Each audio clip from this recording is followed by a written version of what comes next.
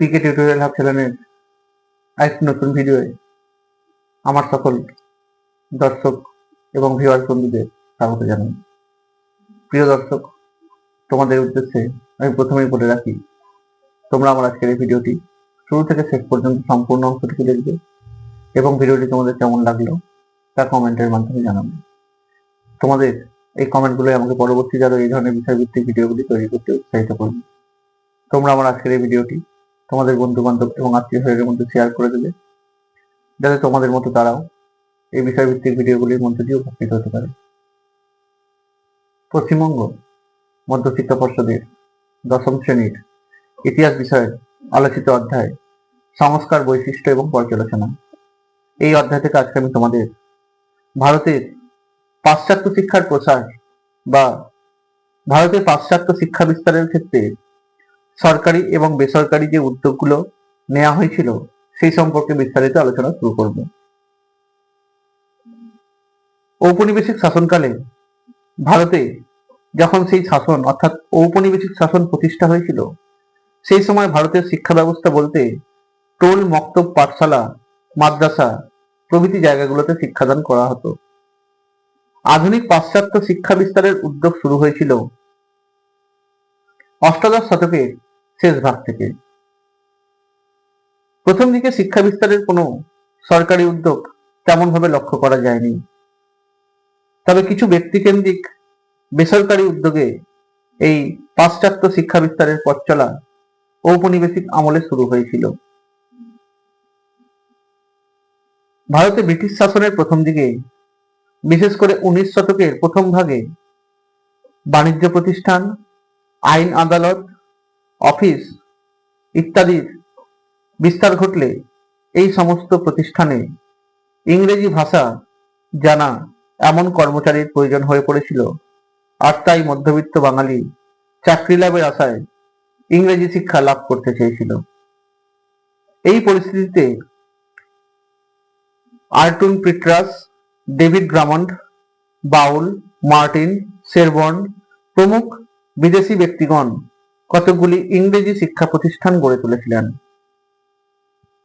খ্রিস্ট ধর্ম প্রচারের উদ্দেশ্যে তারা ভারতে এলেও খ্রিস্টান মিশনারিরা পাশ্চাত্য শিক্ষা বিস্তারের ক্ষেত্রে ঔপনিবেশিক আমলে ভারতে গুরুত্বপূর্ণ ভূমিকা পালন করেছিলেন, যাদের মধ্যে প্রথমেই উল্লেখ করা যায় 1800 খ্রিস্টাব্দে শ্রীরামপুরে উইলিয়াম কেরি, উইলিয়াম ওয়ার্ড এবং মার্সম্যানের দ্বারা প্রতিষ্ঠিত ব্যাপটিস্ট মিশন, যে প্রতিষ্ঠান পরবর্তীকালে আনুমানিক 126টি স্কুল স্থাপন করেছিল এবং 1818 খ্রিস্টাব্দে শ্রীরামপুর কলেজ প্রতিষ্ঠা করেছিল।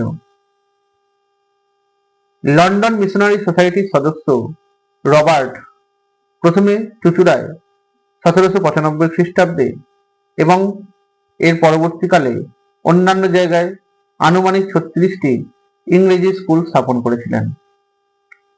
চার্চ মিশনারি সোসাইটি 1799 খ্রিস্টাব্দ থেকে বাংলার বিভিন্ন স্থানে এবং দক্ষিণ ভারতে বেশ কিছু বিদ্যালয় প্রতিষ্ঠা করেছিল। স্কটিশ মিশনের প্রতিষ্ঠাতা আলেকজান্ডার ডাফ প্রতিষ্ঠা করেছিলেন জেনারেল অ্যাসেম্বলি ইনস্টিটিউশন, যার বর্তমান নাম স্কটিশ চার্চ কলেজ। জেসুইট মিশনারিদের প্রচেষ্টায় কলকাতায় 1835 খ্রিস্টাব্দে সেন্ট জেভিয়ার্স কলেজ এবং 1842 খ্রিস্টাব্দে লরেটো হাউস প্রতিষ্ঠিত হয়েছিল। তবে এই বেসরকারি ক্ষেত্রে দেশীয় উদ্যোগও লক্ষ্য করা গিয়েছিল। রাজা রামমোহন রায়, রাধাকান্ত দেব, জয়নারায়ণ ঘোষাল, দ্বারকানাথ ঠাকুর প্রমুখ ব্যক্তিরা দেশীয় শিক্ষা বিস্তারের সঙ্গে বিদেশি হলেও এই দেশের সঙ্গে একাত্ম করে নিয়েছিলেন ডেভিড হেয়ারকে, যিনি 19 শতকে বেশ কিছু পাশ্চাত্য শিক্ষা প্রতিষ্ঠান গড়ে তোলার ক্ষেত্রে উদ্যোগ নিয়েছিলেন। 1815 খ্রিস্টাব্দে রাজা রামমোহন রায়ের দ্বারা প্রতিষ্ঠিত অ্যাংলো হিন্দু স্কুল, 1817 খ্রিস্টাব্দে হিন্দু কলেজ, 1824 খ্রিস্টাব্দে সংস্কৃত কলেজ প্রভৃতি শিক্ষা প্রতিষ্ঠানগুলি গড়ে উঠেছিল। David Hare Shimla academy, Arpuli পাঠশালা এবং পটলডাঙ্গা একাডেমি, যার বর্তমান নাম হেয়ার স্কুল, গড়ে তুলেছিলেন 1817 খ্রিস্টাব্দে। এই সময় ক্যালকাটা স্কুল বুক সোসাইটি, 1818 খ্রিস্টাব্দে ক্যালকাটা স্কুল সোসাইটি, এগুলিও ডেভিড হেয়ার গড়ে তোলার ক্ষেত্রে ভূমিকা পালন করেছিলেন। এছাড়াও তার সঙ্গে ছিলেন কিছু দেশীয় ব্যক্তিবর্গ, যার মধ্যে অন্যতম ছিলেন রাধাকান্ত দেব। 1828 খ্রিস্টাব্দে ওরিয়েন্টাল সেমিনারি স্থাপন করেছিলেন গৌরমোহন আড্ড। এছাড়াও বিদ্যাসাগরের সহযোগিতায় ড্রিঙ্ক ওয়াটার বেথুন অর্থাৎ বেথুন সাহেব 1849 খ্রিস্টাব্দে প্রতিষ্ঠা করেছিলেন হিন্দু ফিমেল স্কুল, যা বর্তমানে বেথুন স্কুল নামে পরিচিত। এর পরবর্তী সময়ে এখানে একটি মহিলা কলেজও গড়ে উঠেছে, যা বর্তমানে বেথুন কলেজ নামে পরিচিত। ঈশ্বরচন্দ্র বিদ্যাসাগর স্থাপন করেছিলেন মেট্রোপলিটন ইনস্টিটিউশন, যা বর্তমানে বিদ্যাসাগর কলেজ নামে পরিচিত। এই ভারতে পাশ্চাত্য শিক্ষা বিস্তারের ক্ষেত্রে যে সমস্ত সরকারি উদ্যোগগুলো নেওয়া হয়েছিল, তার মধ্যে অন্যতম ছিল 1813 খ্রিস্টাব্দের সনদ আইন।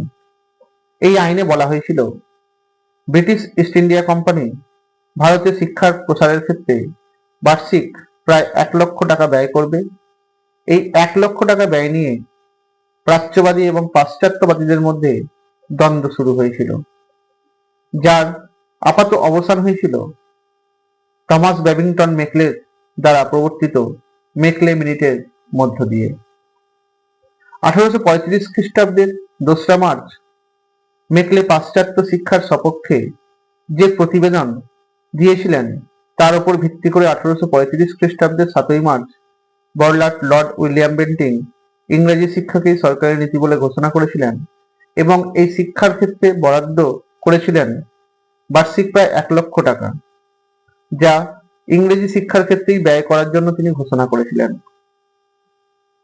এছাড়াও এই সরকারি নীতি অনুযায়ী 1835 খ্রিস্টাব্দে কলকাতা মেডিকেল কলেজও স্থাপন করা হয়েছিল। এছাড়াও ছিল রুড়কিতে থমসন ইঞ্জিনিয়ারিং কলেজ, মাদ্রাজে মাদ্রাজ ইউনিভার্সিটি হাই স্কুল, বোম্বাইতে এলফিনস্টোন ইনস্টিটিউশন প্রভৃতি।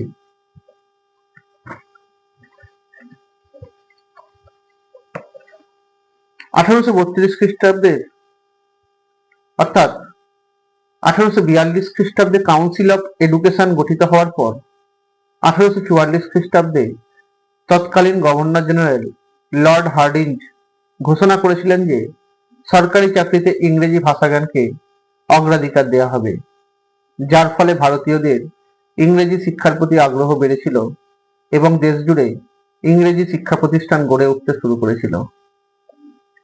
লর্ড উইলিয়াম বেন্টিংকের সরকারি শিক্ষানীতি ঘোষণার পর থেকে অনেক স্কুল কলেজ গড়ে উঠলেও সেগুলিতে পাঠ্যক্রম এবং গঠন রীতির মধ্যে কোনো সামঞ্জস্য লক্ষ্য করা যাচ্ছিল না।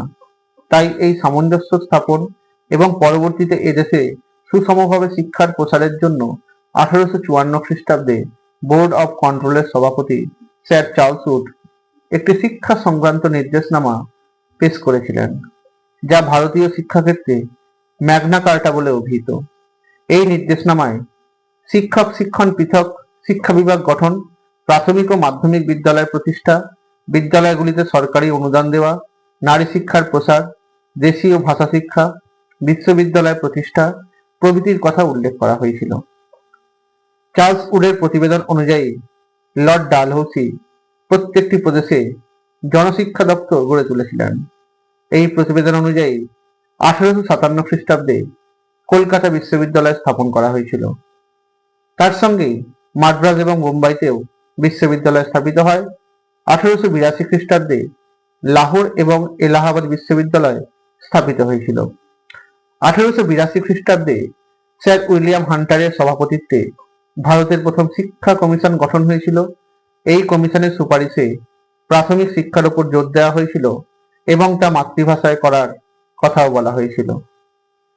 এছাড়াও 1902 খ্রিস্টাব্দে তৎকালীন গভর্নর জেনারেল লর্ড কার্জনের শিক্ষা সচিব থমাস র্যালের নেতৃত্বে উচ্চশিক্ষা, বিশেষ করে বিশ্ববিদ্যালয় শিক্ষার উন্নতির জন্য গঠিত হয়েছিল র্যালে কমিশন।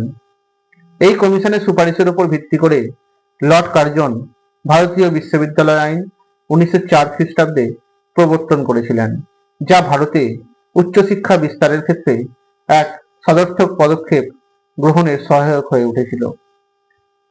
তাই এত কিছুর উপর ভিত্তি করে বলা যায় যে এই ঊনবিংশ শতকে ভারতে পাশ্চাত্য শিক্ষার প্রসার ঘটলেও তা কিন্তু সার্বজনীন হয়ে উঠতে পারেনি, কারণ এই শিক্ষার জন্য যে অর্থ ব্যয় করার সামর্থ্য অধিকাংশ ভারতীয়র তখন ছিল না, এবং বৃত্তি বা অনুদানের শতাংশ ছিল খুবই নগণ্য।